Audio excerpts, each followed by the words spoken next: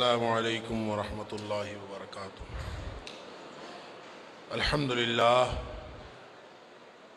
للہ وکفا وسلام علی عبادہ الذین اصطفیٰ۔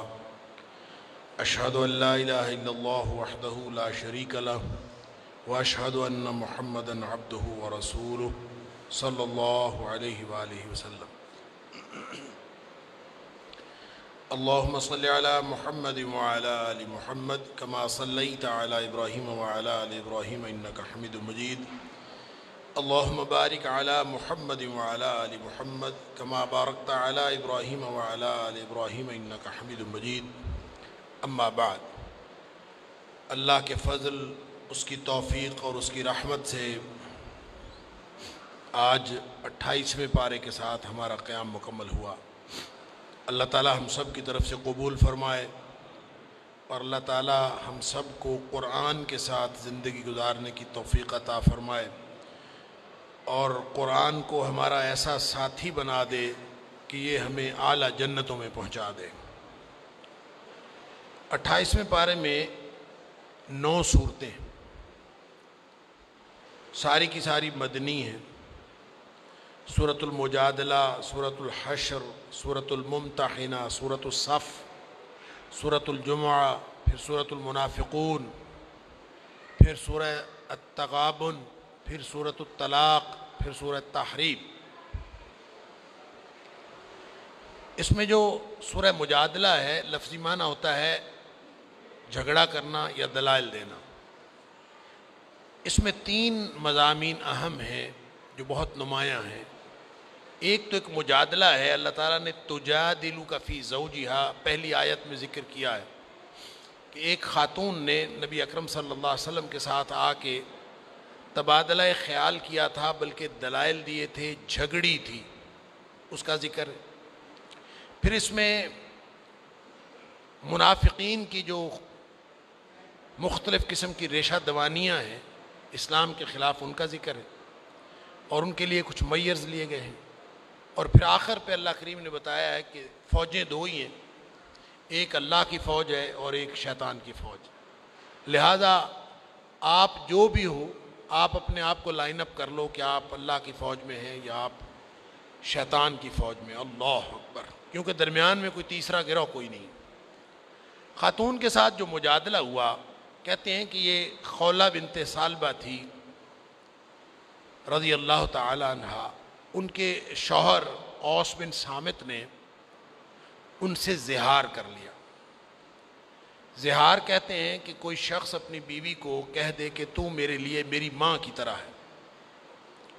اب چونکہ اس سے پہلے کوئی باقاعدہ احکام زہار کے بارے میں اسلام نے نہیں دیے تھے، تو اس نے نبی کریم صلی اللہ علیہ وسلم کے پاس آ کے پوچھا کہ میرے شوہر نے مجھے یوں کہا ہے، تو اب یہ کیا بنے گا؟ کیونکہ جاہلیت کے قانون کے مطابق وہ خاتون جو ہے، جب کوئی شوہر ایسا کہتا تھا تو ان کا آپس میں تعلق ختم ہو جاتا تھا، گویا طلاق واقع ہو جاتی۔ تو نبی اکرم صلی اللہ علیہ وسلم نے اپنی رائے کا اظہار فرمایا۔ آپ نے فرمایا مجھے لگتا ہے کہ تو اس پر حرام ہو گئی ہے۔ اس نے رونا شروع کر دیا۔ اس نے کہا میرے چھوٹے چھوٹے بچے ہیں اور خامد بھی میرا بوڑھا ہے، وہ کدھر جائے گا، میرے بچے کدھر جائیں گے، ہماری پوری فیملی بریک اپ ہو جائے گا، تو یہ تو بہت معاملہ خراب ہوگا۔ تو وہ نبی کریم صلی اللہ علیہ وسلم سے اصرار کرتی رہی کہ آپ کوئی ایسا حکم دیں کہ یہ میری شادی بچ جائے۔ حضرت عائشہ صدیقہ رضی اللہ تعالیٰ عنہ فرماتی ہیں کہ میں دیکھ رہی تھی کہ وہ بیٹھی نبی کریم صلی اللہ علیہ وسلم کے ساتھ باتیں کر رہی ہے، لیکن مجھے کچھ سمجھ نہیں آئی کہ وہ کیا باتیں کریں، میں سن نہیں سکی۔ اللہ فرماتا ہے کہ ہم نے آسمان پہ اس کی باتیں سن لی۔ قد سمع اللہ قول التی تجادلک فی زوجہا وتشتکی الی اللہ۔ اس خاتون نے پھر شکایت کرنی شروع کر دی کہ عجیب قانون ہے کہ کہا اس نے ہے، اس کے منہ سے غلطی سے نکل گیا ہے اور ہماری شادی ختم ہو گئی، تو شکایتیں شروع کر دی۔ اللہ تعالیٰ نے فرمایا کہ اللہ نے اس کی بات سن لی ہے، اے حبیب صلی اللہ علیہ وسلم، جو آپ سے اپنے خامن کے بارے میں جھگڑا کر رہی تھی، وَتَشْتَكِي إِلَى اللَّهِ، اور اللہ سے شکایت کر رہی تھی۔ وَاللَّهُ يَسْمَعُ تَحَاوُرَكُمَا، تم دونوں کا جو آپس میں گفتگو ہوئی ہے، جو مکالمہ ہوا ہے، اللہ نے سارا سن لیا۔ سبحان اللہ! اب پورا قانون بن گیا زہار کا۔ یہاں بھی اس کا قانون بتا دیا کیا ہے، اور سورہ احزاب کی ابتدا میں بھی اللہ کریم نے فرما دیا کہ ایک شخص کی دو حیثیتیں نہیں ہو سکتی. جس طرح ایک شخص کے سینے میں دو دل نہیں ہو سکتے، ایک دل کچھ اور کہہ رہا ہو اور دوسرا دل کچھ اور کہہ رہا ہو، اسی طرح ایک فرد کی دو حیثیتیں نہیں ہو سکتی. اگر کسی نے اپنی بیوی کو ماں کہہ دیا ہے تو وہ ماں بن نہیں جاتی، وہ بیوی رہتی ہے. اسی طرح منہ بولو بیٹے کو، کسی کو اپنا منہ بولا بیٹا بنا لیا ہے تو وہ اپنے ماں باپ کا بیٹا ہی رہتا ہے، وہ تو ہمارا بیٹا بن نہیں جاتا، اس کی اپنی حیثیت رہتی. لہٰذا یہاں پھر زہار کے احکام بتا دیے کہ ہاں اگر کوئی اس طرح مسئلہ ہو جائے تو پھر 3 قسم کے جرمانے ہیں. ایک جرمانہ تو یہ ہے کہ وہ غلام آزاد کرے، اور اگر اس کے پاس غلام آزاد کرنے کے لیے نہ ہو تو پھر وہ 2 مہینے کے روزے رکھے، اور اگر 2 مہینے کے روزے بھی نہیں رکھ سکتا تو پھر 60 مسکینوں کو کھانا کھلائے. یہ زہار کا کفارہ ہے. تعلق ختم نہیں ہوتا، میاں بیوی کی آپس میں علیحدگی نہیں ہوتی، اور یہ اللہ کریم نے ایک زہار کی حدود بتائی. فرمایا کہ پھر یہ اللہ کی حدود ہیں، تلک حدود اللہ وللکافرین عذاب علیم. اگر کوئی نہیں مانتا تو پھر ان کے لیے دردناک عذاب ہے. آگے مخالفین کی جو منافقین کی جو ریاست مخالف سرگرمیاں ہیں اور آپس کی سرگوشیاں ہیں، اس کا اللہ کریم نے محاسبہ فرمایا، اور فرمایا ہے کہ جہاں بھی تم آپس میں باتیں کر رہے ہوتے ہو نا، 3 بندے بیٹھے ہوں یا 4 بیٹھے ہوں تو 4 بیٹھے ہوں تو چوتھا اللہ ہوتا ہے، 3 بیٹھے ہوں تو 3 بیٹھے ہوں تو چوتھا اللہ ہوتا ہے، 4 ہوں تو 5واں اللہ ہوتا ہے. تھوڑے ہوں یا زیادہ ہوں، ہر محفل میں یوں سمجھے اللہ تعالیٰ موجود ہے. قیامت والے دن آپ کی ساری باتیں آپ کے سامنے کر دے گا کہ یہ تم کیا کرتے رہے ہو. لہٰذا جو خفیہ سازشیں مسلمانوں کے خلاف کرتے ہو اس سے باز آ جاؤ.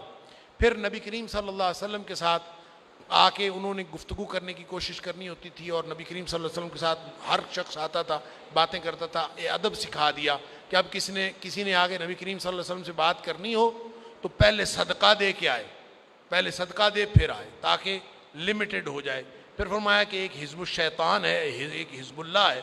حزب الشیطان کی جو فوج ہے شیطان کی، حزب الشیطان منافقین دراصل اس کے سپاہی ہوتے ہیں. یہ اپنے آپ کو کبھی اللہ کی فوج میں قرار دیتے ہیں، کبھی یہ ادھر ہوتے ہیں، کبھی یہودیوں کا اپنے آپ کو دوست کہتے ہیں. فرمایا یہ اصل میں کسی کے بھی دوست نہیں ہیں. کہتے ہیں کہ ہم یہودیوں کے دوست ہیں، حقیقت میں ان کے بھی نہیں ہیں. یہ جھوٹے ہیں، جھوٹی قسموں کو آڑ بناتے ہیں. اتخذوا ایمانہم جنہ، یہ اپنی جھوٹی قسموں کو صرف آڑ بناتے ہیں. فرمایا قیامت کے دن بھی جھوٹی قسمیں کھائیں گے، لیکن اس دن ان کا سارا پول کھل چکا ہوگا. اور فرمایا کہ یہ حزب الشیطان ہے، اور ان کا الا ان حزب الشیطان هم الخاسرون، یہ شیطان کا لشکر جو ہے یہ خسارہ پانے والا لشکر ہے. اور اللہ نے قانون بنا دیا ہے، کتب اللہ لاغلبن انا ورسلی ان اللہ قوی عزیز. اللہ فرماتا ہے میں نے لکھ دیا ہے میں اور میرا رسول غالب آ کے رہے. لہٰذا کامیاب ہونی ہے اللہ کی فوج. تو ہر شخص ہر لمحہ اپنے آپ کو شمار کر لے کہ وہ اللہ کی فوج میں ہے یا وہ شیطان کی فوج میں. اور آخر پہ اللہ کریم نے اللہ کی فوج والوں کی بڑی تعریف فرمائی ہے. فرمایا رضی اللہ عنہم ورضوا عنہ، ان سے اللہ راضی ہو گیا، یہ اللہ سے راضی ہو گیا. کیوں نہ راضی ہو؟ فرمایا انہوں نے اللہ کی رضامندی کے لیے اپنی رشتہ داریاں چھوڑ دی. انہوں نے رشتہ داریوں کو چھوڑ دیا ہے، اللہ کو نہیں چھوڑا، اللہ کو راضی کرنے کے لیے.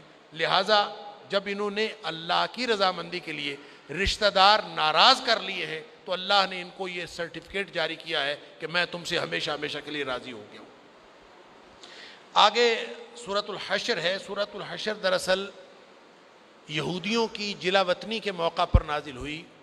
یہودیوں کے 3 قبیلے تھے جو مدینہ کے ارد گرد موجود تھے. نبی کریم صلی اللہ علیہ وسلم نے مدینہ تشریف آوری کے وقت ان سے معاہدہ کر لیا تھا. ایک پرامن بقائے باہمی کا معاہدہ تھا، ایک دفاعی معاہدہ. وہ چلا کچھ عرصہ، لیکن ان تینوں قبائل نے موقع بموقع جب انہوں نے اپنا فائدہ دیکھا تو انہوں نے اس معاہدے کو توڑ دیا. تو سب سے پہلے جس قبیلے کو وہاں سے جلا وطن کیا گیا، اور آہستہ آہستہ جب جیسے جیسے انہوں نے معاہدے توڑے نبی کریم صلی اللہ علیہ وسلم نے ان کو وہاں سے نکال دیا. تو سب سے پہلا قبیلہ جو وہاں سے نکلا وہ بنو نضیر تھا. ایک بنو نضیر تھا، ایک بنو قینقاع تھے، ایک بنو قریظہ تھا. تو بنو نضیر کو سب سے پہلے نکالا گیا. قرآن نے اس کو اول الحشر کہا. ہوا یہ تھا کہ ان کے ساتھ نبی کریم صلی اللہ علیہ وسلم نے اہل ایمان کے ساتھ محاصرہ کر لیا ان کے قلعوں کا. بعد میں معاہدہ ہو گیا. معاہدہ یہ ہوا کہ تم لوگ یہاں سے چلے جاؤ, ہم کچھ نہیں کہتے تم, لیکن جو اٹھا کے لے جا سکتے ہو لے جاؤ. یعنی اپنی سواریوں پر, اپنے گدھوں پر, اونٹوں پر جو لاد کے لے جا سکتے ہو اس کی اجازت ہے. انہوں نے پھر کیا کیا کہ اپنے گھروں کے جو شتیر اور بالے تھے نا وہ بھی اکھاڑ کے لے گئے. اب ادھر سے وہ اپنے مکان خود اکھاڑ رہے تھے کہ اس میں سے کچھ نہ کچھ لے لیں, ادھر سے مسلمان ان کے گھروں کو ڈھا رہے تھے. فرمایا فاعتبروا یا اولی الابصار, ایسا روب ان کے اوپر پڑا, وہ اپنے گھر مسمار خود بھی کر رہے تھے, مسلمان بھی ان کے گھر جو ہے مسمار کر رہے تھے. اللہ اکبر. فرمایا کہ یہ وقذف فی قلوبہم الرعب, اللہ نے ان کے دلوں کے اندر مسلمانوں کا رعب ڈال دیا. یخربون بیوتہم بایدیہم وایدی المؤمنین, اہل ایمان کے ہاتھوں بھی ان کے گھر برباد ہوئے, انہوں نے اپنے ہاتھوں بھی اپنے گھر برباد کیے. اس سے بڑی عبرت والی اور کیا بات ہو سکتی ہے. پھر فرمایا کہ اگر یہ تو اچھا ہوا, جلا وطنی ان کو اچھی راس آ گئی, اگر یہ جلا وطنی ان کے لیے نہ لکھی ہوتی اور یہ فیصلہ نہ ہوتا, لعذبہم فی الدنیا ولہم فی الآخرۃ عذاب النار, آخرت میں تو ان کے لیے عذاب جہنم ہے ہی, دنیا میں بھی اللہ تعالیٰ ان کے اوپر عذاب نازل کر دیتا اگر یہ جلا وطنی ان کے لیے نہ لکھ دی گئی ہوتی. اس لیے کہ انہوں نے اللہ اور اس کے رسول صلی اللہ علیہ وسلم کے ساتھ دشمنی کی ہے. ذالک بانہم شاقوا اللہ ورسولہ ومن یشاق اللہ فإن اللہ شدید العقاب, جو اللہ کے ساتھ دشمنی کرے پھر اللہ اس کے لیے سخت پکڑ والا ہے, دنیا میں بھی پکڑ کرتا ہے اور آخرت میں. جب محاصرہ کیا ہوا تھا نا یہودیوں کا, تو کچھ درخت تھے جو مسلمانوں کے لیے اس جنگ میں رکاوٹ بن رہے تھے, پھلدار درخت تھے ارد گرد کافی سارے. نبی کریم صلی اللہ علیہ وسلم نے حکم دیا یہ درخت کاٹ دو, یہ چھوڑ دو, یہ کاٹ دو, یہ چھوڑ دو, یہ کاٹ دو, یہ چھوڑ دو. کچھ لوگوں کے دلوں میں خیال پیدا ہوا کہ پھلدار درخت تو جنگ میں بھی کاٹنے منع ہے. نبی کریم صلی اللہ علیہ وسلم نے حکم دے دیا کھجوروں کی درخت کاٹ دو, پھلدار درخت تھے. اب لوگوں کو یہ جب خیال پیدا ہوا, تردد پیدا ہوا, اللہ نے قرآن میں فرمایا ما قطعتم من لینۃ او ترکتموها قائمۃ علی اصولها فباذن اللہ ولیخزی الفاسقین. یہ جو درختوں کے تنے, کھجوروں کے تنے کاٹے ہیں یا جو چھوڑے ہیں, یہ اللہ کے حکم سے ہوا ہے. یعنی نبی کریم صلی اللہ علیہ وسلم کے حکم سے نہیں ہوا, اللہ کے حکم سے ہوا. حکم کس نے دیا تھا؟ نبی کریم صلی اللہ علیہ وسلم نے. قرآن نے انڈورس کیا کہ نبی کریم صلی اللہ علیہ وسلم اپنی مرضی سے نہیں کیا, اللہ نے حکم دیا. تو اللہ نے کہاں حکم دیا کہ درخت کاٹ لو, یہ کاٹ دو, یہ چھوڑ دو, یہ کاٹ لو, چھوڑ دو؟ کہاں حکم دیا؟ پورے قرآن میں تو نہیں ہے. اس کا مطلب یہ ہے کہ اللہ کا حکم قرآن کے علاوہ بھی آتا تھا. نبی کریم صلی اللہ علیہ وسلم پر قرآن کے علاوہ بھی وحی آتی تھی. لہٰذا نبی کریم صلی اللہ علیہ وسلم جو بھی دین کے بارے میں فیصلہ کرتے تھے آپ اللہ کی وحی کے ساتھ کرتے تھے. اس لیے وحی صرف قرآن نہیں ہے, وحی نبی اکرم صلی اللہ علیہ وسلم کے فرامین بھی ہے. اللہ تعالیٰ نے انڈورس کر دیا. اس کے بعد مال فے کی تقسیم کے احکام, ایک مال غنیمت ہے جس کی تقسیم کے احکام ہم نے سورہ انفال میں پڑھے. سورہ انفال نفل کی جمع مال غنیمت, اور غنمتم کے الفاظ بھی جو وَاعْلَمُوا أَنَّمَا غَنِمْتُمْ 10واں پارہ جہاں سے شروع ہو رہا ہے. تو مال غنیمت وہ ہوتا ہے جب جنگ ہو اور اس کے نتیجے میں جو مال ہاتھ میں آ جائے وہ مال غنیمت ہوتا ہے. اور ایک وہ مال ہوتا ہے جب دشمن جو ہے وہ لڑائی نہ کرے, لڑے بغیر مسلمانوں کو فتح ہو جائے, تو جو مال ہاتھ میں آتا ہے اس کو مال فے کہا جاتا ہے. مال غنیمت کے احکام اور ہیں, مال فے کے احکام اور ہیں. اس لیے کہ مال غنیمت میں مسلمان لڑے ہوتے ہیں, مجاہدین نے خدمات دی ہوتی ہیں, لہٰذا اس میں 5 حصے کر لیے جاتے ہیں. 5واں حصہ اللہ اور اس کے رسول صلی اللہ علیہ وسلم کا ہوتا ہے, 4 حصے مجاہدین میں تقسیم ہو جاتے ہیں. تو یہ جو مال فے ہاتھ آیا بغیر لڑے, تو مسلمانوں مجاہدوں کا خیال یہ تھا کہ اس میں ہمارا بھی اسی طرح حصہ ہونا چاہیے جس طرح مال غنیمت میں تھا. تو اللہ تعالیٰ نے فرمایا ما افاء اللہ علی رسولہ من اہل القری فللہ وللرسول ولذی القربی والیتامی والمساکین وابن السبیل کی لا یکون دولۃ بین الاغنیاء منکم. بھئی یہ جو مال فے ہے نا, اس میں کوئی لڑا نہیں ہے, کسی نے گھوڑے نہیں دوڑائے, کسی نے محنت نہیں کی, لہٰذا یہ سارے کا سارا اللہ اور اس کے رسول صلی اللہ علیہ وسلم کے لیے, لہٰذا یہ بیت المال میں جائے گا, یہ غریبوں مسکینوں پر خرچ ہوگا, یہ مجاہدین میں تقسیم نہیں ہوگا. اس لیے کہ کوئی تو ایسی مد رہنی چاہیے کہ جب وہ جو مد ہے وہ غریبوں تک بھی پہنچے جن تک کسی اور طریقے سے نہیں پہنچتا. فرمایا اسلام کا اصول یہ ہے کئی لا یکون دولۃ بین الاغنیاء منکم, کہ جو دولت ہے نا وہ صرف چند ہاتھوں میں سرمایہ مرتکز ہو کے نہیں رہنا چاہیے, ہر ایک تک پہنچنا چاہیے. لہٰذا جو اللہ کے رسول صلی اللہ علیہ وسلم دے وہ لے لو, اور جس سے منع کرے اس سے رک جاؤ. یہ قیامت تک کے لیے نبی کریم صلی اللہ علیہ وسلم کی اب بات کی حجیت کا یہ قانون قرآن نے بتا دیا، اللہ کے رسول صلی اللہ علیہ وسلم جو دے دیں، وہ عبادات کی بات ہو، وہ مالیات کی بات ہو، وہ معیشت کی بات ہو، معاشرت کی بات ہو، سیاست کی بات ہو، جو اللہ کے رسول صلی اللہ علیہ وسلم دے دیں وہ لے لو، جس سے منع کرے اس سے رک جاؤ۔ ما آتاکم الرسول فخذوہ وما نہاکم عنہ فانتہوا۔ آگے پھر فے کے حقداروں کا تذکرہ ہے، اور پھر ایک خاص یہاں پہ واقعہ ابو طلحہ انصاری کا، وَيُؤْثِرُونَ عَلَىٰ أَنفُسِهِمْ وَلَوْ كَانَ بِهِمْ خَصَاصَةٌ۔ نبی کریم صلی اللہ علیہ وسلم کے پاس ایک مہمان آیا تھا، آپ کے تمام ازواج مطہرات کے گھروں سے کھانا نہیں ملا، آپ نے کھانا پتہ کروایا، نہیں ملا مہمان کے لیے۔ پھر آپ نے اعلان فرما دیا کہ کوئی ہے جو اللہ کے رسول صلی اللہ علیہ وسلم کے مہمان کو کھانا کھلائے، اللہ تعالیٰ اس کو بہت اجر دے گا۔ ابو طلحہ انصاری اسی وقت کھڑے ہو گئے، گھر سے پتہ نہیں کیا کھانا ہے کہ نہیں ہے، اسی وقت کھڑے ہو گئے، میں اللہ کے رسول صلی اللہ علیہ وسلم کے مہمان کو کھانا کھلاؤں۔ اس کو ساتھ لیا، گھر چلے گئے، گھر جا کے زوجہ محترمہ سے پوچھا کہ گھر میں کھانا ہے، مہمان کو کھلانا ہے؟ اس نے کہا ہے ہی نہیں، ہمارے اپنے لیے بھی نہیں، صرف بچوں کے کھانے کے لیے کھانا ہے، میرے اور تیرے لیے بھی نہیں ہے۔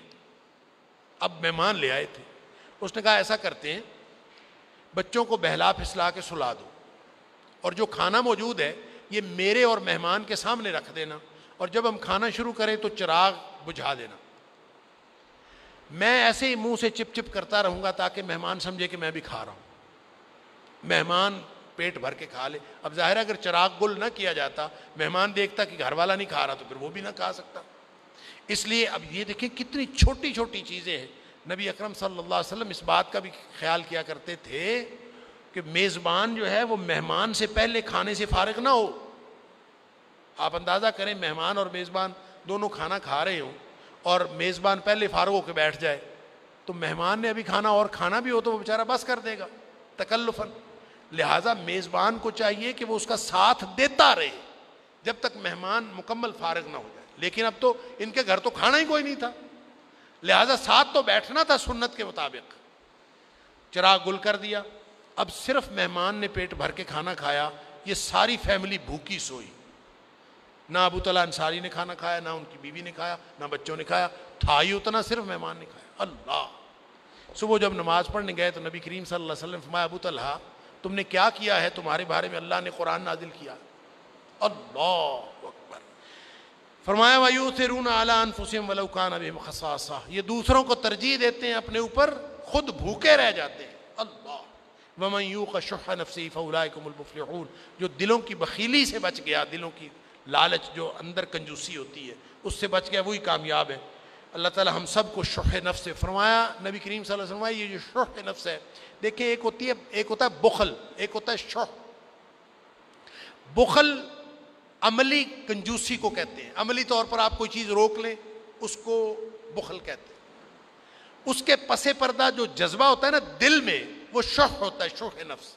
یہ دل کا لالچ، دل کی بخیلی اللہ نے ہر شخص کے دل میں رکھی ہے۔ قرآن کہتا ہے وَأُحْضِرَتِ الْأَنفُسُ الشُّحَّ، ہر نفس کے اندر اللہ نے شح رکھی ہے، بخیلی رکھی ہے۔ کامیاب شخص وہ ہے جو اس شح کو قابو کر کے بخل نہیں بننے دیتا، کوئی چیز روکتا نہیں ہے۔ تو نبی کریم صلی اللہ علیہ وسلم نے فرمایا یہ جو شح نفس ہے اس سے بچ جاؤ، اس لیے کہ پہلی امتوں کو اس شح نفس نے ہی خون ریزی پر آمادہ کیا اور تباہ و برباد کر دیا۔ اور اصل میں آپ پوری دنیا میں دیکھیں، جتنی لڑائیاں، جتنا کچھ دنیا میں ہو رہا ہے فساد، وہ اسی شح نفس کی وجہ سے ہو رہا ہے۔ یہی بات نبی کریم صلی اللہ علیہ وسلم نے فرمایا کہ خون ریزی بھی لوگوں نے کی، انہوں نے محارم کو حلال بھی کیا، اور یہ سارا شح نفس کی وجہ سے کیا، اس نے قوموں کو تباہ کیا۔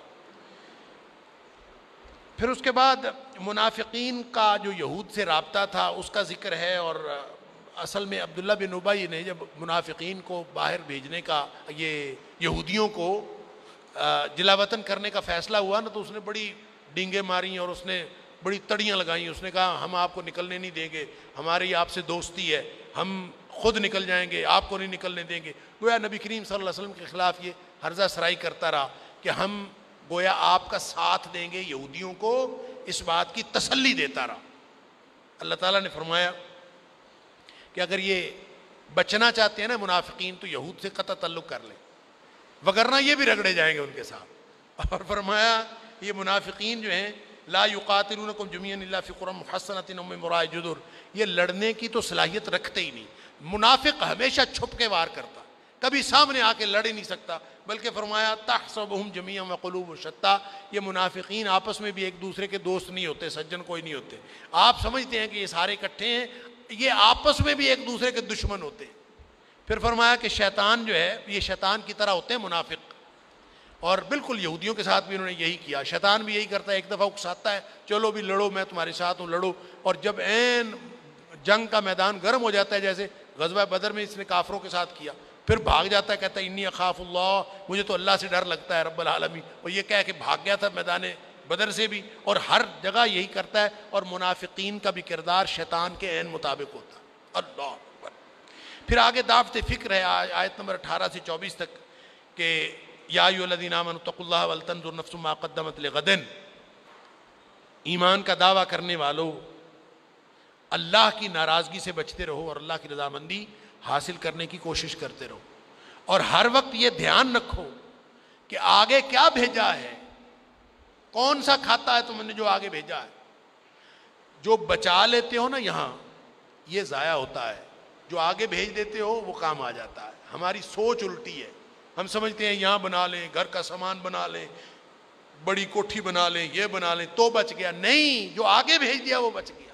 ایک صحابی، اس کے گھر کا سامان جو ہے وہ آہستہ آہستہ کم ہوتا جا رہا ہے، ویسے صحابہ کے گھروں میں سامان ہوتا ہی کتنا ہوگا، تو وہ کم ہوتا جا رہا ہے۔ کسی نے پوچھا کدھر ہے سامان تمہارے گھر کا؟ کہتا ہے میں نے ایک گھر نیا بنایا ہے، اس گھر میں سامان منتقل کر رہا ہوں، اور جب سارا سامان منتقل ہو جائے گا تو خود بھی وہاں منتقل ہو جاؤں گا۔ اللہ اکبر۔ وہ کہاں بنایا ہے؟ گھر جنت میں۔ تو جس کو یقین ہے جنت کا وہ پھر اسی طرح کرتا ہے۔ اور اللہ تعالیٰ نے فرمایا لو انزلنا هذا القرآن على جبل لرأيته خاشعا متصدعا من خشية اللہ، یہ قرآن ہے، قرآن کی عظمت کو سمجھا کرو، یہ اگر کسی پہاڑ پر ہم نازل کرتے ہیں نا تو پہاڑ ٹکڑے ٹکڑے ہو جاتا، ریزہ ریزہ ہو جاتا، پہاڑ اس وحی الہی کا تحمل نہ کر سکتا، تو اس کا تحمل کس نے کیا ہے؟ پہاڑ ریزہ ریزہ ہو جاتا، اس کے پاس یہ طاقت ہی نہیں ہے وحی الہی کو برداشت کرنے کی، اس کا تحمل کرنے، تو کس نے برداشت کیا؟ کہاں نازل ہوا ہے؟ پہاڑ پر نازل ہوتا، ہم سخت ترین مخلوق پہاڑ کو کہتے ہیں، فرمایا پہاڑ اپنی جگہ پر قائم نہ رہ سکتا، تو جو چیز قائم رہی جہاں قرآن نازل ہوا وہ نبی اکرم صلی اللہ علیہ وسلم کا قلب اطہر ہے۔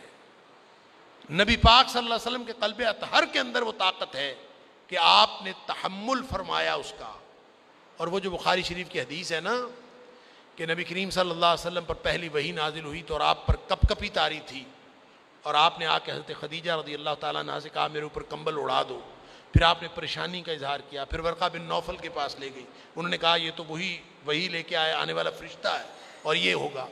اچھا، اس حدیث کو بعض لوگ کہتے ہیں لو جی نبی کریم صلی اللہ علیہ وسلم پر قرآن نازل ہوا تو آپ پر کپ کپی طاری ہوگی، تو یہ تو گویا نعوذ باللہ من ذالک لوگ کہتے ہیں یہ شان نبوت کے منافی ہے۔ نہیں، وہ نبی کریم صلی اللہ علیہ وسلم کی تنقیص نہیں نکلتی اس میں نبی کریم صلی اللہ علیہ وسلم کی عظمت بیان ہوتی ہے کہ پہاڑ پر اگر قرآن نازل ہوتا تو پہاڑ اپنی جگہ پر قائم نہ رہتا، نبی کریم صلی اللہ علیہ وسلم کی ذات اقدس ہے کہ آپ پر قرآن نازل ہوا تو آپ قائم رہے، ذرا سی کپ کپی ہی تو طاری ہوئی تھی اور ہوا کیا تھا؟ پہاڑ قائم نہ رہ سکتا، نبی کریم صلی اللہ علیہ وسلم قائم رہے، یہ آپ کی عظمت کی دلیل ہے۔ آگے صفات الہیہ ہیں اور ان کے ذریعے نبی کریم اللہ کریم کی عظمت اور کبریائی بیان کی گئی ہے تاکہ انسان کے دل میں خشیت الہی پیدا ہو۔ اس کے بعد سورہ ممتحنہ ہے۔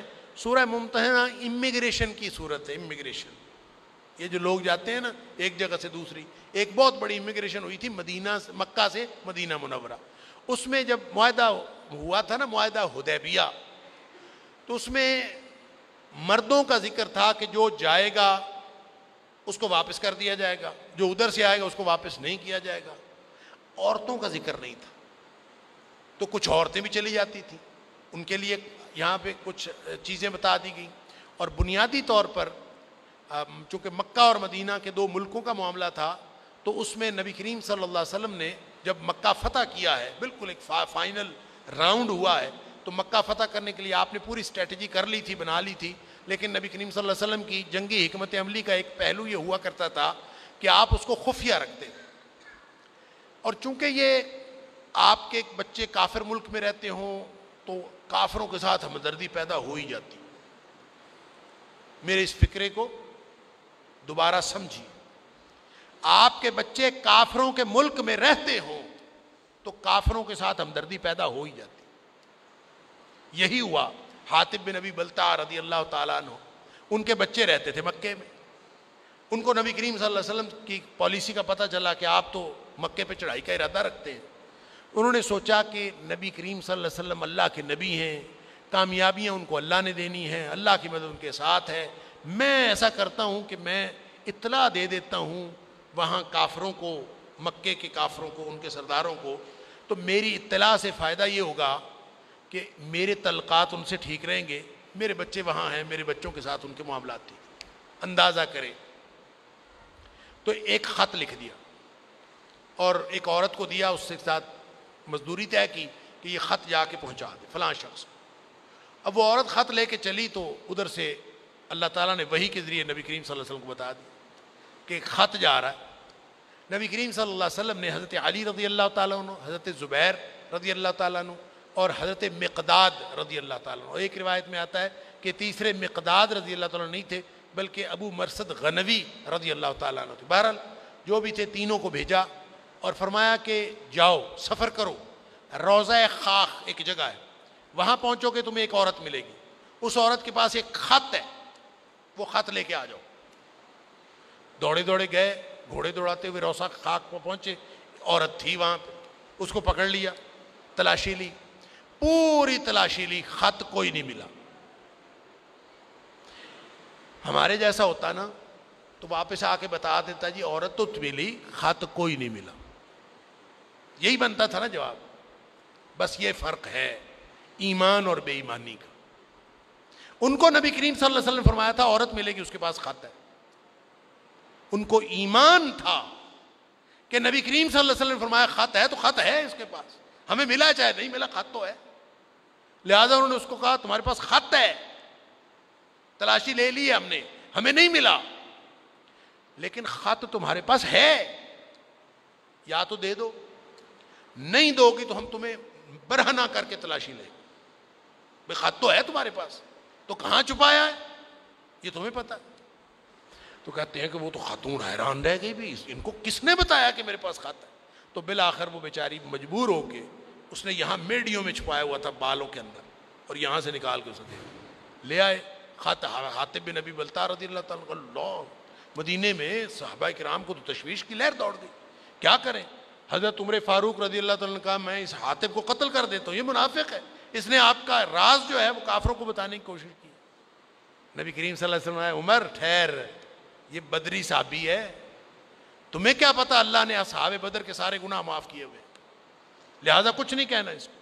اللہ, لیکن یہ صورت اس وقت نازل ہوئی کہ دیکھو کافروں کے ساتھ دوستیاں اچھی نہیں ہیں, یہ بدبخت کبھی تمہارے دوست نہیں ہو سکتے. آپ جتنی مرضی ان کے ساتھ دوستیاں کہیں, بیک ڈور پالیسی اپنائیں, آپ ان کو اپنے راز دیں, آپ ان کے ساتھ جتنی مرضی ہمدردیاں کریں, یہ کبھی آپ کے دوست نہیں ہو سکتے, نہ دنیا میں نہ آخرت میں. لہذا چھوڑ دیں ان کو. ان دنیا کے جو وقتی فائدے ہیں اس کی وجہ سے خواہ اپنے ایمان کا سودا نہ کریں. یہ وہ پورا مضمون ہے جس کو سورہ ممتحنہ کہا جاتا ہے. اور آخر پہ وہ جو میں نے عرض کیا عورتوں کی امیگریشن کے حوالے سے, فرمایا سادہ سی بات ہے, اگر معاہدہ حدیبیہ میں نہیں بھی ذکر ہے تو آپ ایسے کرو, جو بھی عورت وہاں سے آئی ہے آپ اس کا امتحان لے لیا کرو. ممتحنہ اسی لیے, اور امتحان لے لیا کرو. امتحان کیا ہے کہ اگر یہ مومنہ ہے تو پھر واپس نہیں کرنی, اگر کافر آئے تو پھر بے شک واپس کر دے. اور دوسرا ایک بات یہ بھی بتا دی کہ کافر سارے کے سارے حربی نہیں ہوتے, کافر نہ لڑنے والے بھی ہوتے ہیں.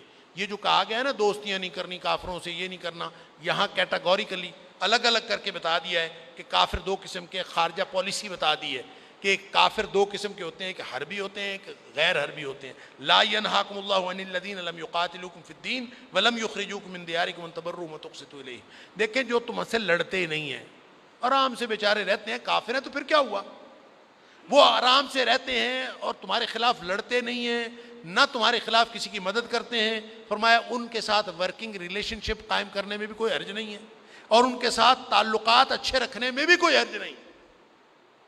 البتہ وہ کافر جو لڑتے ہیں, انما ینہاکم اللہ عن الذین قاتلوکم فی الدین واخرجوکم من دیارکم وظاہروا علی اخراجکم، جنہوں نے تمہیں گھروں سے نکالا، جنہوں نے تمہارے ساتھ لڑائیاں کی یا پھر تمہارے خلاف جو لڑنے والے ہیں ان کی مدد کی، تو فرمایا ان کے ساتھ کبھی بھی دوستی نہیں کرنی، اس لیے کہ جس نے ان کے ساتھ دوستی کی فاولئک هم الظالمون، وہ ظالم۔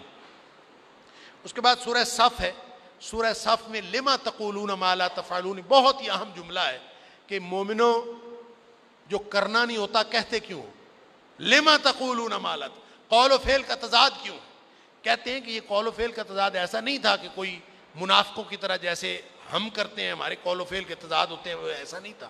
بات صرف اتنی تھی کہ مومن جو ہیں وہ جہاد کے لیے تڑپا کرتے تھے کہ ہمیں جہاد کی اجازت مل جائے، ہمیں جہاد کی اجازت مل جائے، ہم یہ کر دیں، ہمیں جہاد کی اجازت مل جائے، ہم یہ کر دیں۔ جب جہاد کی اجازت ملی نا تو پھر تھوڑا سا تردد پیدا ہوا کہ جب جہاد کریں گی تو بڑا مشکل ہے، اس لیے کہا تھا لما تقولون ما لا تفعلون۔ اور سن لیجئے، تردد کرنے کی کوئی ضرورت نہیں ہے۔ ان اللہ یحب الذین یقاتلون فی سبیلہ صفا کانہم بنیان مرصوص، جب تم سیسا پلائی ہوئی دیوار کی طرح لڑو گے، دشمن سے ٹکراؤ گے، اللہ کو یہ بات بڑی پسند ہے، لہٰذا جب یہ تم اس طرح سے لڑو گے تو یہ سب سے زیادہ پسندیدہ کام اللہ۔ صحابہ کے دلوں میں یہ بات آتی تھی، جیسے ہم رمضان آتا ہے نا ایک دوسرے سے پوچھتے ہیں سب سے بڑی نیکی کیا ہے، سب سے بڑی نیکی کیا ہے؟ یہ دل میں ہوتا ہے کہ نفل پڑھنا زیادہ نیکی ہے، کہ قرآن پڑھنا زیادہ نیکی ہے، ذکر اذکار کرنا نیکی ہے، خدمت خلق کرنا نیکی، کون سی چیز نیکی؟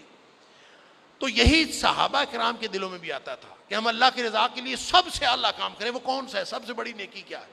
اللہ نے فرمایا ان اللہ یحب الذین یقاتلون فی سبیلہ صفا کانہم بنیان مرصوص، جو جہاد کرتے ہیں نا سیسا پلائی دیوار بن کے، اللہ سب سے زیادہ ان سے پیار کرتا ہے۔ لو کرو پھر ان جہاد۔ پھر لوگوں کو تھوڑا سا تردد ہوا، فرمایا لما تقولون ما لا تفعلون، اب وہ باتیں پھر کرتے کیوں ہو جو عملاً نہ کرنا ہو؟ کابر مقتا عند اللہ ان تقولوا ما لا تفعلون، قول و فعل میں تضاد ہو تو اللہ کو شدید ناپسند ہے، ایسی ہرگز۔ لہٰذا یہاں پورا جذبہ جہاد کی بات کی گئی ہے اور شہادت کی بات کی گئی ہے، اور فرمایا غلبہ اسلام کی جو بشارت ہے وہ جہاد کے ذریعے سے ہی ہوتی ہے، اس کے بغیر نہیں ہو سکتی۔ آگے سورہ جمعہ ہے، اور سورہ جمعہ اس کا بنیادی جو مضمون ہے، اس میں نبی اکرم صلی اللہ علیہ وسلم کی بعثت اور مقاصد بعثت وہ بیان کیے گئے ہیں، اور ساتھ اس میں اور مقاصد بعثت سورہ آل عمران کے اندر بھی بیان ہوئے، مختلف جگہوں میں بیان ہوئے، سورہ بقرہ میں بھی بیان ہوئے، تلاوت آیات، تزکیہ، نبی کریم صلی اللہ علیہ وسلم، تعلیم کتاب اور تعلیم حکمت، یہ چار مقاصد ہیں، یہ یہاں بھی ذکر ہوئے۔ اور پھر ساتھ یہ بتایا کہ نبی جس کو نبوت ملتی ہے یہ اللہ کا فضل ہے، یہ کسی کی خواہش سے نہیں ملتی، ذالک فضل اللہ یؤتیہ من یشاء، اللہ کا فضل ہے، اللہ جس کو چاہتا ہے۔ گویا نبوت کسبی نہیں ہوتی، نبوت وہبی ہوتی ہے، عطا کرتا ہے اللہ، خود چنتا ہے، مجتبیٰ بناتا ہے، مصطفیٰ بناتا ہے۔ آدمی جتنی مرضی محنت کرے وہ کبھی محنت کر کے نبوت کے منصب کو نہیں پہنچ سکتا۔ پھر یہودی جو اعتراض کرتے تھے ان کو کہا کہ ان کی مثال تو گدھے کی طرح ہے، علم اگر کردار نہ بنے، علم اگر کردار نہ بنے، یہودیوں کو بہت زعم تھا نا کہ ہم علم والے ہیں، ہم علم والے ہیں، اس پورے ماحول میں مکے کے مقامی لوگوں کو تو امی کہا جاتا تھا کہ ان پڑھ ہیں، اور جو پڑھے لکھے قرار پاتے تھے وہ تو یہودی تھے، اور اپنے آپ کو وہ لوگوں کے اوپر برتری جتاتے، ہم پڑھے لکھے ہیں، ہم پڑھے لکھے ہیں۔ فرمایا کتابیں پڑھ لینے سے کوئی آدمی پڑھا لکھا نہیں ہوتا، علم اگر کردار نہ بنے تو وہ ایسے ہی ہے جیسے گدھے کے اوپر کتابیں لادی ہوئی ہیں۔ مثل الذین حملوا التوراۃ ثم لم یحملوها کمثل الحمار یحمل اسفارا، جتنی مرضی آسمانی کتابیں آ جائیں، جتنا مرضی علم آ جائے، جب علم آپ کا کردار نہیں بنا تو اس کا مطلب ہے گدھے کے اوپر کتابیں لادی ہوئی ہیں۔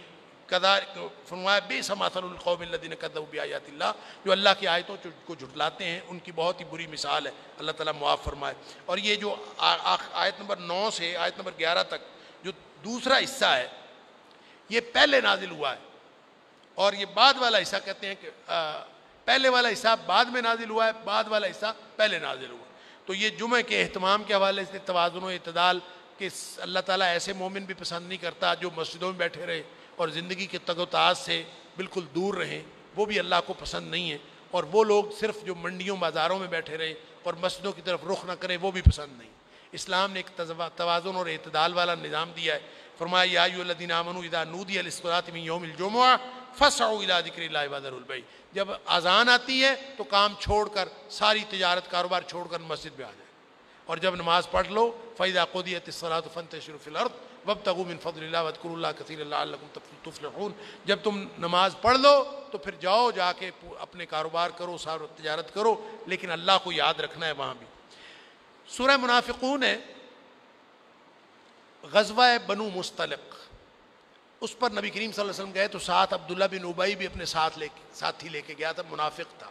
وہاں پہ ایک واقعہ ہوا، چھوٹا سا پانی بھرتے ہوئے ایک غلام تھا جو حضرت عمر فاروق رضی اللہ تعالیٰ کا غلام تھا، اس کا نام تھا جہجہ غفاری، اور ایک دوسرا شخص تھا جس کا نام تھا سنان جوہنی. یہ حلیف قبیلے کا تھا. ان کا آپس میں تھوڑا سا کوئی جھگڑا ہو گیا، ایک کی چھڑی دوسرے کو لگ گئی، کرتے کرتے بات اونچی ہوگی، حدیث کے اندر بھی اس کی تفصیل آتی ہے.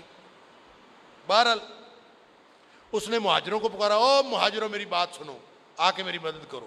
اس نے یا للمہاجرین یا للانصار، آوازیں شروع ہو گئیں اونچی اونچی. اس نے کہا انصاریوں میری مدد کرو، یہ مہاجر میں نو پہ گیا جی.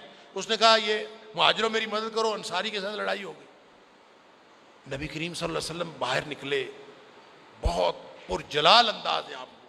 ما بال دعوی جاہلیت، یہ کیسی جاہلیت کی پکار ہے؟ بل لڑائی ہوئی ہے ایک شخص کی دوسرے کے ساتھ، ایک حق پر ہوگا دوسرا ناحق پر ہوگا. اس سے عصبیت اور خواہ اپنے گروہوں کو لانا، یہ ہے فرقہ واریت، یہ ہے دعوی جاہلیت.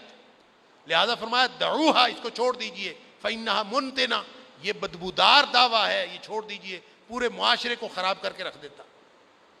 اس موقع پر وہ وہاں تو صلح ہو گئی، چل پڑے. نبی کریم صلی اللہ علیہ وسلم نے بات بھی سمجھا دی کہ کیا کرنا چاہیے اور فرقہ واریت کیا ہے، عصبیت کیا ہے، ساری بات سمجھا.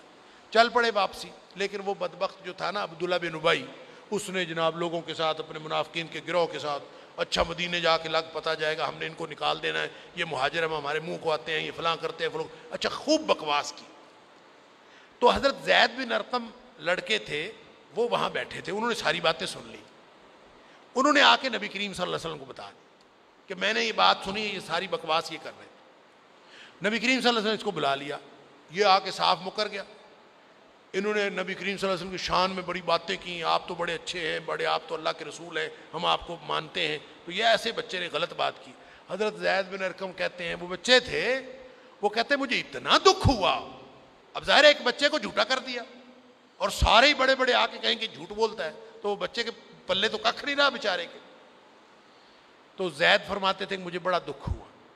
اللہ نے یہ پوری صورت نازل فرما دی کہ زید سچا ہے، یہ بدبخت منافق جھوٹے. فرمایا یہ کہتے ہیں آپ اللہ کے رسول ہیں، آپ اللہ کے رسول ہیں، لیکن یہ جھوٹے ہیں. یہ کہتے ہیں کہ ہم گواہی دیتے ہیں، نشہد انک لرسول اللہ، ہم گواہی دیتے ہیں کہ آپ اللہ کے رسول ہیں. اللہ فرماتا ہے اللہ گواہی دیتا ہے کہ آپ تو اللہ کے رسول ہیں، لیکن یہ جھوٹے ہیں. پھر 14 نشانیاں اللہ کریم نے یہاں منافقوں کی بتائیں. یہ جھوٹے بھی ہیں، ان کا کلمہ شہادت بھی جھوٹا ہے، اور یہ کلمہ شہادت کو ڈھال بناتے ہیں. یہ کم عقل ہیں، غیر فقیہ ہیں، چرب زبان ہیں، عقل و فہم سے بالکل بے بہرہ ہیں، دیوار سے لگی ہوئی لکڑیوں کی طرح ہیں. ظاہری شکل ان کی اچھی ہے، دل میں ان کے چور ہیں، ہر آہٹ پہ کو اپنے خلاف سمجھتے ہیں، مسلمانوں کے دشمن ہیں، ان سے چوکنا رہنا بڑا ضروری ہے. پوری کہانی بتا. سبحان اللہ. یہ متکبر ہیں، غلطی تسلیم نہیں کرتے، فاسق ہیں، بخیل ہیں، خرچ کرنے سے رک جاتے ہیں اور لوگوں کو بھی روکتے ہیں، اپنے آپ کو باعزت سمجھتے ہیں. اس نے بکواس کی تھی یخرجن العز من الاذل، مدینہ میں جب جائیں گے ہم عزت والے ذلت والوں کو نکال دیں گے. یہ بکواس عبداللہ بن ابی نے کی تھی. لیکن جب مدینہ آئے، اللہ، ایک تو صورت پہلے ہی نازل ہو چکی تھی، دوسرا مدینہ میں داخل ہونے سے پہلے ہی عبداللہ بن ابی کے بیٹے تھے عبداللہ بن عبداللہ، جو مخلص مسلمان تھے. وہ خود مدینہ کے داخلی دروازے پہ کھڑے ہو گئے اور داخلی راستے پہ کھڑے ہو گئے، اور انہوں نے اپنے باپ سے کہا تمہیں میں نے مدینے میں داخل نہیں ہونے دینا. تم کہتے ہو عزت والا ذلت والے کو نکال دے گا، میں تمہیں مدینے میں داخل ہی نہیں ہونے دوں گا جب تک نبی کریم صلی اللہ علیہ وسلم اجازت نہیں دے گا. تجھے کیا پتہ عزت کیا ہے؟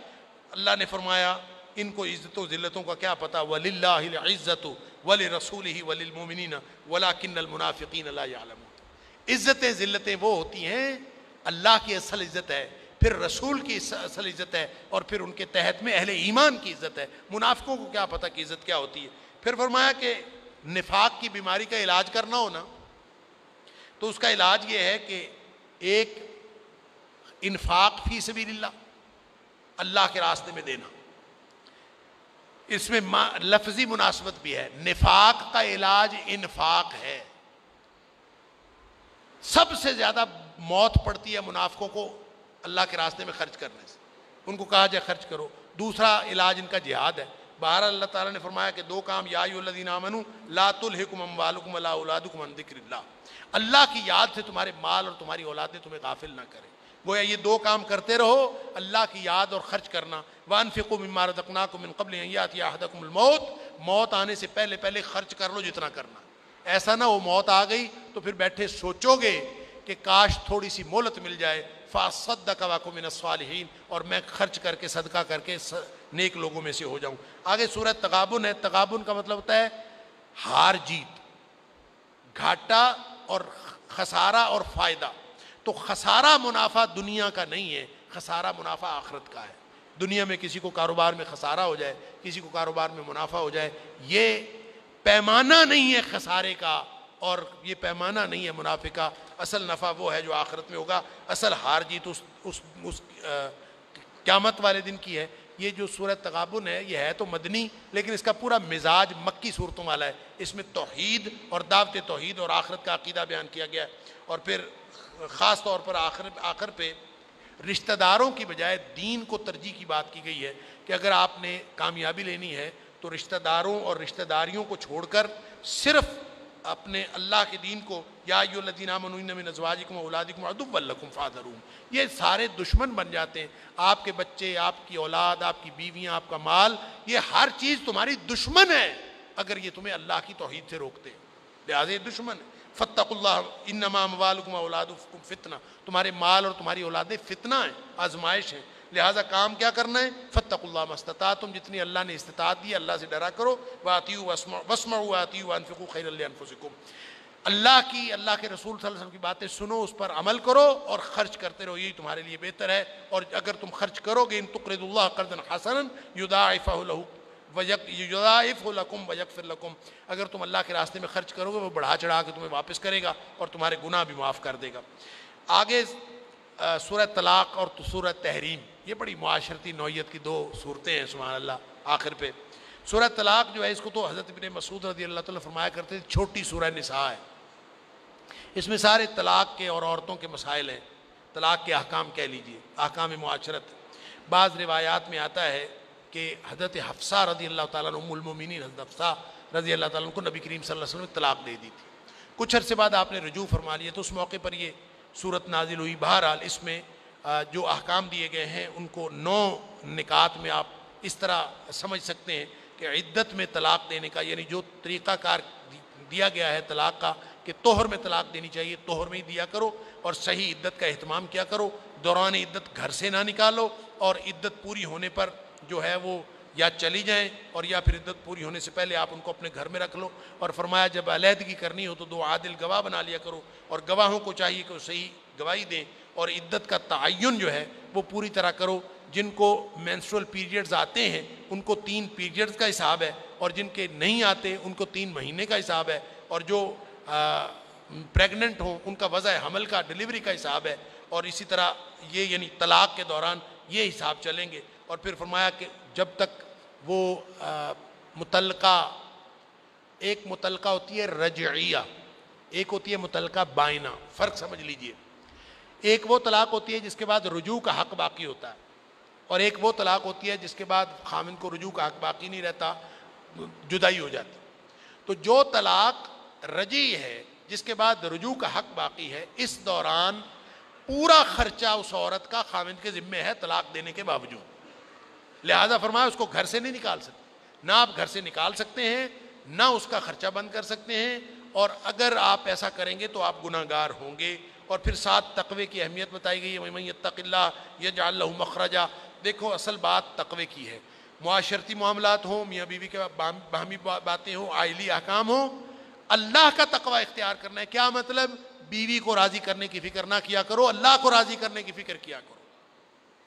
اور اللہ کو راضی کرنے کے لیے بیوی سے اچھا تعلق اس لیے رکھنا ہے اللہ راضی ہو جائے، اولاد سے اچھا تعلق اس لیے رکھنا ہے اللہ راضی ہو جائے، ماں باپ سے اس لیے اچھا تعلق رکھنا ہے اللہ راضی ہو جائے۔ من یتق اللہ، اگر ترجیحی نقطہ یہ ہوگا کہ میں اللہ کی ناراضگی سے بچ جاؤں اور اللہ کی رضامندی حاصل کر لوں، تو فرمایا یجعل لہ مخرجا، اللہ راستے نکال دے گا، خود ہی مشکلات آسان کر دے گا، وَيَرْزُقُهُ مِنْ حَيْثُ لَا يَحْتَسِبُ، اور ایسی جگہوں سے اللہ تعالیٰ رزق دے دے گا جو وہم و گمان میں بھی نہیں ہوگا۔ اور پھر آخر پہ آیت نمبر 8 سے 12 تک فرمایا شرعی احکام کی خلاف ورزی جو ہے اس سے قانون عذاب حرکت میں آ جاتا ہے۔ وہ شرعی احکام معاشرتی ہوں، سیاسی ہوں، معاشی ہوں، جس سے بھی جب آپ خلاف ورزی کرتے ہیں تو اس کے اوپر پھر اللہ کا عذاب آ جاتا ہے، اس سے بچ جائیے۔ آخری صورت جو آج پڑھی گئی یہ 28ویں پارے کی، یہ سورہ تحریم ہے۔ اس کے بارے میں اگرچہ مفسرین نے ایک اور واقعہ بھی لکھا ہے اس کے پس منظر میں، لیکن جو صحیح واقعہ ہے وہ یہی ہے کہ نبی کریم صلی اللہ علیہ وسلم نے ایک دفعہ قسم اٹھا لی تھی کہ میں شہد نہیں پیوں گا۔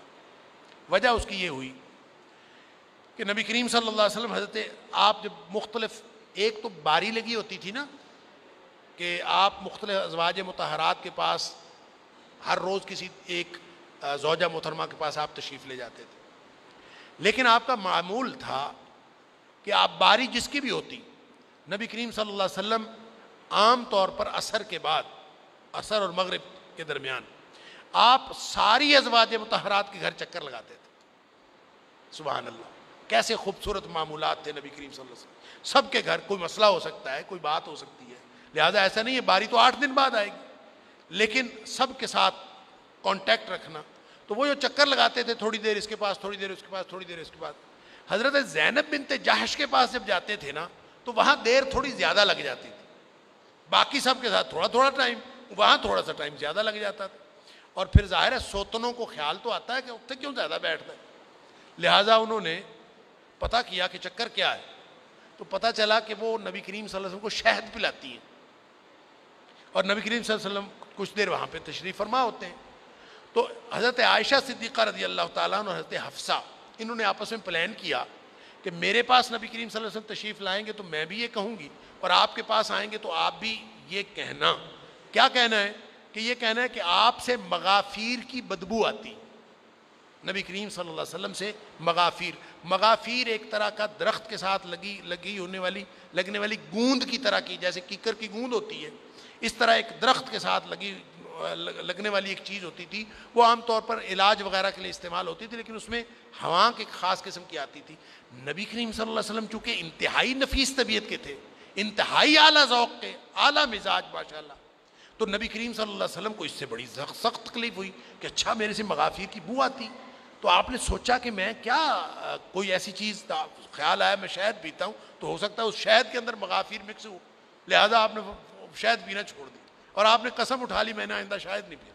اللہ تعالیٰ نے فرمایا لما تحرم ما احل اللہ لک، اللہ کے رسول جو چیز اللہ نے آپ کے لیے حلال کیا آپ اس کو اپنے اوپر حرام کیوں کرتے ہیں؟ یہ کیوں کیا آپ نے؟ اللہ تبتغی مرضات ازواجک، صرف اپنی بیویوں کو راضی کرنے کے لیے آپ نے یہ کیا کیا؟ واللہ غفور رحیم، اللہ بخشنے والا اور رحم کرنے والا ہے۔ اور پھر آگے آپ نے نا جب اب پلاننگ دونوں کی تھی، حضرت حفصہ اور حضرت عائشہ کی، اللہ نے وحی کے ذریعے بتا دی کہ ان دونوں نے پلاننگ کی ہے، کوئی بو شو نہیں آتی۔ نبی کریم صلی اللہ علیہ وسلم نے نا ایسے ہی ذرا سا اشارتاً بتا دیا حضرت حفصہ کو، حضرت عائشہ کو، اچھا تم لوگوں نے آپس میں پلاننگ کی تھی۔ اچھا وہ حیران ہو گئی کہ پلاننگ کرنے والی ہم دونوں ہیں، تیسرے کسی کو پتہ نہیں، آپ کو کیسے پتہ چلا؟ من انبا کا ھذا، اللہ کے رسول آپ کو کس نے بتایا؟ فرمایا نبانی العلیم الخبیر، مجھے علیم و خبیر خدا نے بتایا ہے، رب نے بتایا، اللہ نے بتایا۔ سبحان اللہ۔ اب ویسے وہ جو بات میں پہلے کر رہا تھا سورہ حشر کے حوالے سے کہ درخت کاٹنے کا حکم نبی کریم صلی اللہ علیہ وسلم دیا، اللہ نے فرمایا یہ میں نے حکم دیا تھا، تو وہ حکم کہاں ہے؟ قرآن میں کوئی نہیں ہے۔ اب یہ جو اللہ فرما رہا ہے کہ آپ کہہ دیجئے نبانی العلیم الخبیر، مجھے یہ اللہ نے خبر دی ہے، تو اللہ نے جو خبر دی کہ حفصہ اور عائشہ کی پلاننگ ہے، یہ قرآن میں کہیں ہے؟ قرآن میں تو نہیں ہے۔ تو اللہ نے خبر دی، وحی نازل کی نا، تو اس کا مطلب ہے وہ جو وحی نازل ہوئی وہ قرآن کے علاوہ ہے۔ تو یہ بھی ثبوت ہے کہ نبی کریم صلی اللہ علیہ وسلم پر وحی نازل ہوتی تھی قرآن کے علاوہ بھی۔ اور وہی نازل ہوئی اور اللہ نے بتا دیا. اب بتایا کہ تم دونوں توبہ کر لو. اللہ تنبیہ کی کہ باز آ جاؤ. تم نے نبی کریم صلی اللہ علیہ وسلم کے ساتھ یہ ہرزہ سرائی کی ہے, بہت بڑی جسارت کی ہے, لہذا یا تو توبہ کر لو بچ جاؤ گی. توبہ نہ کی تو پھر یاد رکھو نبی کریم صلی اللہ علیہ وسلم اکیلے نہیں ہیں. ان تتوبا الی اللہ فقد صغت قلوبکما, توبہ کر لو گے تو بچ جاؤ گی. وَإِن تَظَاهَرَ عَلَيْهِ, اگر ڈٹی رہو گی فَإِنَّ اللَّهَ هُوَ مَوْلَاهُ وَجِبْرِيلُ وَصَالِحُ الْمُؤْمِنِينَ وَالْمَلَائِكَةُ بَعْدَ ذَلِكَ ظَهِيرٌ. اللہ کے رسول صلی اللہ علیہ وسلم کے مددگار پتہ کون کون ہے؟ اللہ مددگار ہے, جبریل مددگار ہے, سارے صالح مومنین مددگار ہے, اور سارے فرشتے مددگار ہیں. تم جاؤ گی کدھر؟ اور اگر یہ اس بات پر ڈٹی نہیں اور اس طرح کا کردار دوبارہ پیش کیا تو سن لو اللہ کے رسول صلی اللہ علیہ وسلم کو ہم حکم دیں گے آپ کو طلاق دے دیں, اور آپ کو جب طلاق دے دیں گے تو نبی کریم صلی اللہ علیہ وسلم کو بیویاں بڑی مسلمات مومنات قانتات تائبات عابدات سائحات طیبات و ابکارا. آپ کواری لینا چاہیں یا سیبہ لینا چاہیں, عورتوں کی کوئی کمی ہے؟ ہم ان کو نبی کریم صلی اللہ علیہ وسلم کو اور دے دیں گے. لہذا بعض آ جو پوری تنبیہ فرما دی. گویا تعلق زوجین میں اللہ کے قانون کی پابندی کرنی چاہیے, یہ ہے اصل میں اس کا پورا موضوع. پھر آگے تین جو منافقین, مومنین اور کافری, تینوں کا ذکر ہے جہاد کے حوالے سے. کافروں کو تو کہا کہ قیامت والے دن بہانے نہ بناؤ, تم نے اپنے کرتوتوں کا بدلہ چکھنا, لا تعتذروا اليوم, آج بہانے نہ بناؤ. منافقین کے بارے میں فرمایا یا ایھا النبی جاہد الکفار والمنافقین واغلظ علیہم, منافق اور کافروں کے ساتھ جہاد کیجیے اور ان کے اوپر سختی کیجیے. مومنوں کو کہا کہ اہل ایمان تم اپنے ایمان کی تجدید کر لو, جو ادھر ادھر دھکے کھاتے پھر رہے ہو نا, واپس آ جاؤ. یا ایھا الذین آمنوا توبوا الی اللہ توبۃ نصوحا, دل سے سچا پچھتاوا لے کر آج بھی واپس آ جاؤ. وقت ہے تمہارے پاس, ابھی سانس چل رہی ہے, مہلت باقی ہے, واپس آ جاؤ. واپس آ جاؤ گے تو امید بن جائے گی کہ اللہ تمہارے گناہ معاف کر دے گا, اور اللہ تعالیٰ تمہیں وہ نور عطا فرمائے گا جو قیامت والے دن اہل ایمان کے دائیں اور آگے جاتا ان کو جنت میں لے کے جا رہا ہوگا, اور یہ دعائیں کر رہے ہوں گے ربنا اتمم لنا نورنا, اللہ ہمارے نور کو کامل کر دے, ہمیں جنت تک پہنچا دے. اللہ تعالیٰ ہم سب کو ان میں سے شامل فرمائے. آخر پہ زوجین کے حوالے سے فرمایا کہ اپنے اپنے کردار کے اعتبار سے انجام ہوتا ہے. دو مثالیں عورتوں کی کافروں کے لیے, نوح علیہ السلام کی بیوی اور لوط علیہ السلام کی بیوی. فرمایا دونوں ہمارے نیک بندوں کی بیویاں تھیں, دونوں ہی جہنم میں گئی. اللہ, اور ان کو نبی کی بیوی ہونا ان کو فائدہ نہیں دے سکا, کردار اور انجام اپنا اپنا. اور اسی طرح دو خواتین ایسی ہیں کہ جن کو مومنوں کے لیے مثال دی, ایک فرعون کی بیوی آسیہ بنت مزاحم اور ایک حضرت مریم علیہ السلام. فرمایا ان دونوں نے اللہ کے سے مدد مانگی اور اللہ تعالیٰ نے ان کو مدد عطا فرمائی. اس نے جو فرعون کی بیوی تھی اس نے تو اذ قالت رب ابن لی عندک بیتا فی الجنہ, وہ رہی فرعون کے گھر میں, اور وہ اتنی نیک خاتون تھی, وہ اللہ سے ہمیشہ دعائیں مانگتی رہی کہ اللہ مجھے جنت عطا فرما, اور نجنی من فرعون وعملہ, فرعون اور اس کے پورے فوجوں سے ہمیشہ وہ نجات مانگتی رہی. ونجنی من القوم الظالمین, اللہ نے ان دو عورتوں کی یہاں پہ تعریف بیان فرمائی ہے اور دو عورتوں کی مذمت بیان فرمائی. احادیث کے اندر بھی ان عورتوں کے لیے نبی کریم صلی اللہ علیہ وسلم نے فرمایا فاطمہ جنتی عورتوں میں افضل خدیجہ ہیں رضی اللہ تعالیٰ عنہ, فاطمہ رضی اللہ تعالیٰ عنہ, مریم علیہ السلام اور آسیہ رضی اللہ تعالیٰ عنہ. یہ مسند احمد کی حدیث ہے. اور اسی طرح ایک متفق علیہ حدیث بخاری اور مسلم میں نبی کریم صلی اللہ علیہ وسلم نے فرمایا مرد تو بہت سارے باکمال ہوئے, لیکن عورتیں جو باکمال ہوئیں اس میں فرعون کی بیوی آسیہ بنت مزاحم, مریم بنت عمران اور خدیجہ بنت خویلد, ان تین کا نام ہے. اور ساتھ آپ نے فرمایا تین ہوئیں اور چوتھا نام آپ نے لیا عائشہ کا رضی اللہ تعالیٰ. سبحان اللہ, باکمال تین ہوئی ہیں اور نام چار لیے ہیں, اور چوتھا فرمایا جو عائشہ ہے, عائشہ کا تو مقام تمام دنیا کی عورتوں میں ایسا ہے جیسے کھانوں میں سرید سارے کھانوں میں سے بہترین ہوتا ہے, ایسے عورتوں میں عائشہ سارے عورتوں میں سے بہترین ہے. اللہ تعالی ہم سب کو صحابہ اور صحابیات کے نقش قدم پر چلنے کی توفیق عطا فرمائے. وآخر دعوانا الحمدللہ رب العالمین.